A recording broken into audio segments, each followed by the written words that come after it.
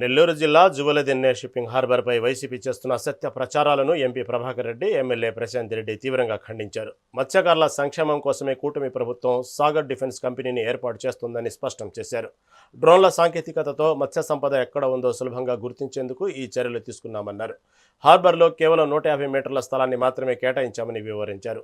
మత్స్యకారులు ఎటువంటి అపోహలకు లోను కావద్దని వేమిరెడ్డి దంపతులు కోరారు. వైసీపీ ప్రతి అభివృద్ధిని పనిని అడ్డుకుంటూ ప్రజలను తప్పుదోవ పట్టిస్తుందని మండిపడ్డారు. మా జిల్లాలో ఈ మధ్య కాలంలో మా జిల్లా కోస్టల్ ఏరియాస్ అంతా కూడా ఒక పెద్ద ఎత్తున వైఎస్ఆర్సీపీ దాన్ని బురద జల్లాలనే కార్యక్రమం మొదలుపెట్టారు. జువలదిన్నె అనేది ఫిషింగ్ హార్బర్.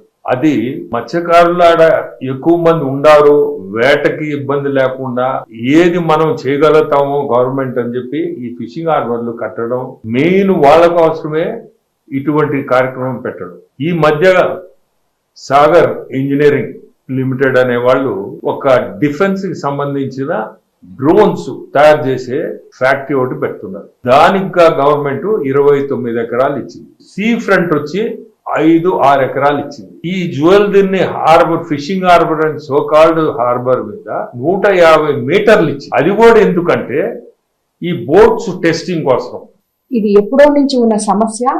మన మత్స్యకారులు, తమిళనాడు మత్స్యకారులు వచ్చి పెద్ద బోట్లు తీసుకొని వచ్చి మన మత్స్యకారులను బెదిరించి మనకి అందాల్సిన జల సంపదని వాళ్ళు తీసుకెళ్లిపోతున్నారని మన మత్స్యకారులు ఎప్పుడో నుంచి మనకి చెప్తున్నారు. దానికి ఏదో ఒక ఎండ్ పాయింట్ తీసుకురావాలని చెప్పి మన ముఖ్యమంత్రి చంద్రబాబు నాయుడు గారు 2-3 సార్లు అందరితో మీటింగ్ పెట్టి మన నెల్లూరు కాన్స్టిట్యున్సీ నుంచి ఉన్న ఎమ్మెల్యేలు కానీ తీర ప్రాంత ఎమ్మెల్యేలు అందరితో కూడా కలిసి మినిస్టర్స్ అందరూ కలిసి కూడా మీటింగ్ పెట్టుకోవడం జరిగింది.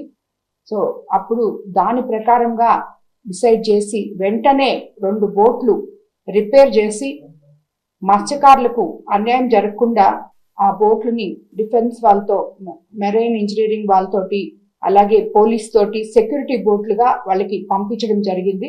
ఇప్పుడు ఆ 2 బోట్లు సెక్యూరిటీగా తిరుగుతున్నాయి. మళ్ళీ వెళ్ళిపోయిన బోట్లలో 2 బోట్లు కూడా మళ్ళీ తీసుకొని పోయి పట్టి అప్పగించి తీసుకొని కూడా పోయి జువలదిన్నె దగ్గర పెట్టడం జరిగింది. ఎక్కడ కూడా మత్స్యకారులకి తెలుగుదేశం ప్రభుత్వంలో అన్యాయము అనేది జరగదు అని చెప్పి మన ముఖ్యమంత్రి గారు, అలాగే మన ఉప ముఖ్యమంత్రి గారు నారా లోకేష్ గారు, సంబంధిత మినిస్టర్స్ అందరూ కూడా మాట ఇవ్వడం జరిగింది. ఇది తప్పకుండా మత్స్యకారులకి అండగా ఉండే ప్రభుత్వం అని చెప్పి మరోసారి మనం నిరూపించుకోబోతున్నాం. మత్స్యకారుల సమస్య